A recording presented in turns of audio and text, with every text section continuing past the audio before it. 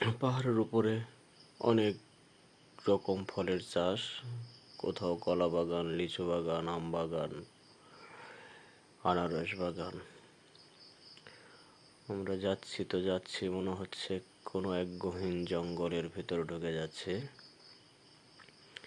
যাই হোক, আপনারা সাথে থাকুন, পুরো ভিডিওটা দেখলে বুঝতে পারবেন পুকুরটা কত সুন্দর এবং চতুর্পাশের আকাশ, পাহাড় অনেক অনেক সুন্দর। এই যে ইউনুস মামা প্রায় আকাশ ছুঁই করে ফেলছে। আমাদের এরকম আরো বেশ কয়েকটা পাহাড় পাড়ি দিয়ে যেতে হবে। সাইডের পাহাড়গুলো দেখা যাচ্ছে। এই তো আমরা অনেকটা দূরে চলে এসেছি। কি সুন্দর পাহাড়! এখানে আসলে মনটা ভরে যায়।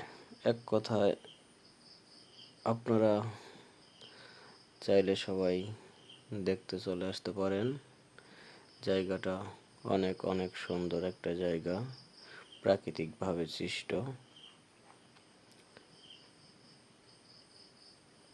হাজারো ক্লান্তি ভুলে যাই প্রকৃতির এই সৌন্দর্য উপভোগ করতে আসলে। দেখেন ঘেমে আমার শরীরের অবস্থা কি হয়ে গেছে। এটা কলা বাগান, পাহাড়ের উপর থেকে নিচ পর্যন্ত। এই যে পাহাড়ি বাচ্চারা, এরা 3000 ফিট বা তার উপরে এদের বাসা সমতল থেকে। ওইখান থেকে এসে স্কুলে যাচ্ছে। ওদের সাথে কথা হলো। ওরা এখান থেকে প্রতিদিন স্কুলে যায় এবং আসে। অনেক কষ্টের জীবন তাদের। এই যে পাহাড়টা কত সুন্দর, এখানে বেশ কিছু পাহাড় আছে।